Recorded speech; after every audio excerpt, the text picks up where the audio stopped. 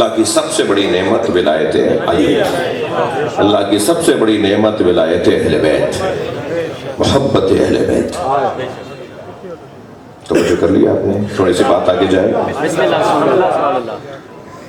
یہ جو نعمت عظمیٰ ہے پروردگار ہے، یہ وہی ہے کہ جس کے لیے، جس کو حکم ہے کہ بار بار اس کا ذکر کرو۔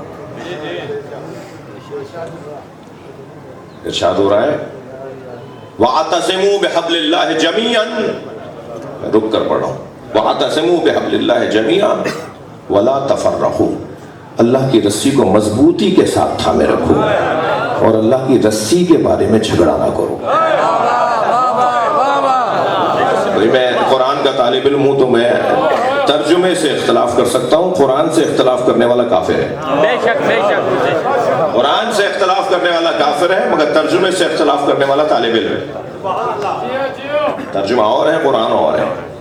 قرآن میں بہت ساری آیات ہیں جن کے ترجمے پہ نظر ثانی کی ضرورت ہے، بہت ساری حدیثیں بھی ہیں جن پر دوبارہ سے ترجمے کی ضرورت ہے۔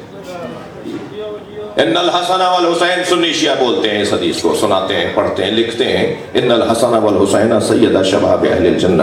کیا ترجمہ لکھا جاتا ہے حسن حسین جوانان جنت کے سردار ہیں؟ ترجمہ غلط ہے۔ ان الحسن والحسین سیدہ شباب اہل الجنہ، حسن حسین جوانان جنت کے سردار ہیں، ترجمہ ٹھیک نہیں ہے۔ اس کا مطلب یہ ہوا نبی نے یہ فرمایا بھی نہیں ہے۔ جو نہیں فرمایا تو میں پھر اس کا جو غلط ترجمہ ہے، یعنی ترجمہ ہوتا آ رہا ہے، اب میں غلط نہیں کہوں گا، دل آزاری نہ ہو، لیکن ہوتا آ رہا ہے۔ لکیر کے فقیر ہے نا بعض ہم میں، جیسا ہوتا رہا ایسا ہوتا رہا۔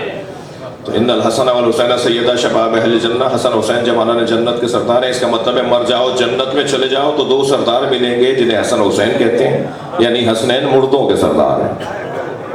یہ نبی نے فرمایا ہی نہیں ہے بھائی۔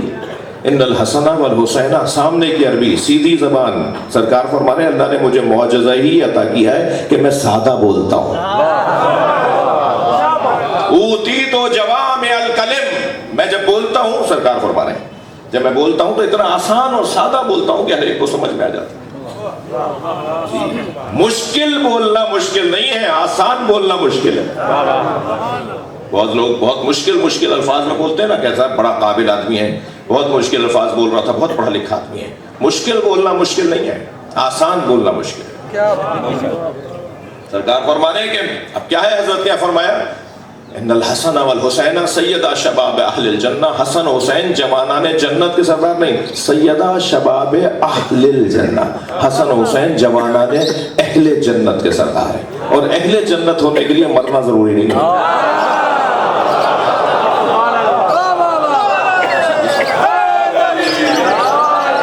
اسی دنیا میں اہل جنت ہو جاؤ، حسنین تمہارے سردار ہیں۔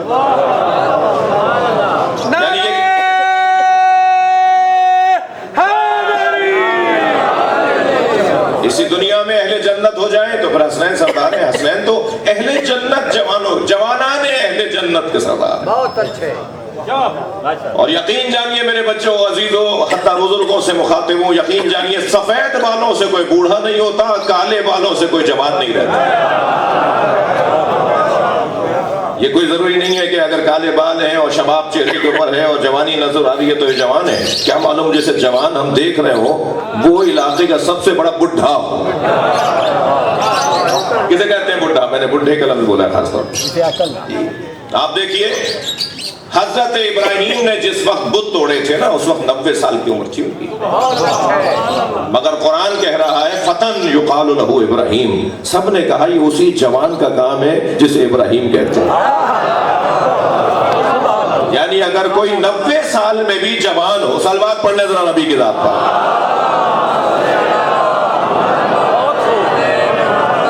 تو اس کا مطلب یہ ہوا کہ جوانی کا تعلق اور بڑھاپے کا تعلق سن و سال سے نہیں ہے، جذبات سے ہے اور نظریات سے ہے۔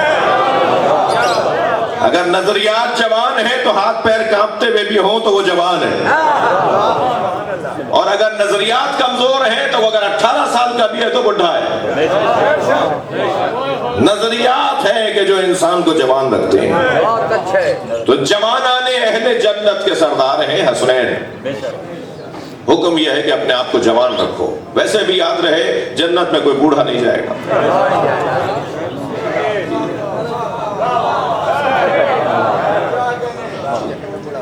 ایک خاتون روتی پیٹتی سرکار کی بارگاہ میں آ گئی. واہ واہ سبحان اللہ. ضعیف العمر ایک عجوزہ، ایک ضعیف العمر بی بی خاتون، یا رسول اللہ علی کہہ رہے تھے کہ کوئی بوڑھی عورت جنت میں نہیں جائے گی.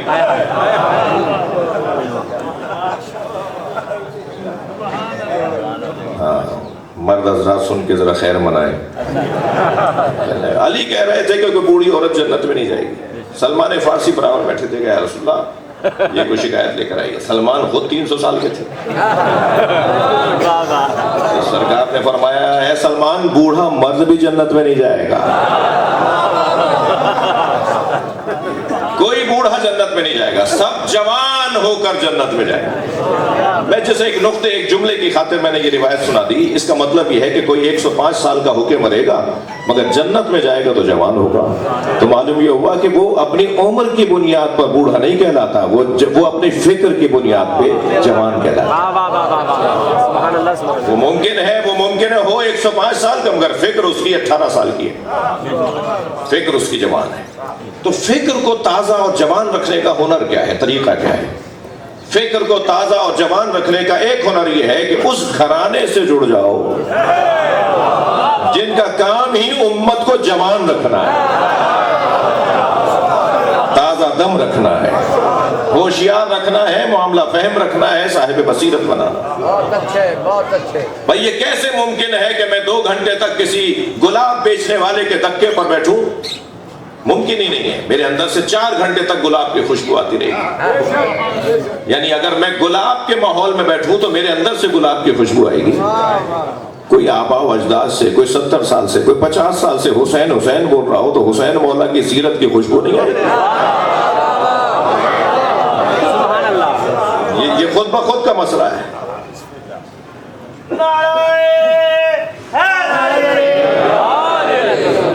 توجہ کر رہے ہیں آپ حضرات؟ تو وہ نعمت کی تشریح چاہ رہا تھا میں. لا کیا ارشاد ہو رہا ہے؟ وَاعْتَصِمُوا بِحَبْلِ اللَّهِ جَمِيعًا وَلَا تَفَرَّقُوا. اللہ کی رسی کو مضبوطی کے ساتھ تھامے رکھو. میں نے ترجمہ کیا کیا؟ اللہ کی رسی کو مضبوطی کے ساتھ تھامے رکھو اور رسی کے بارے میں جھگڑا مت کرو. ذاتی طور پہ جھگڑا برا نہیں ہے، ذاتی طور پر اتحاد اچھا نہیں.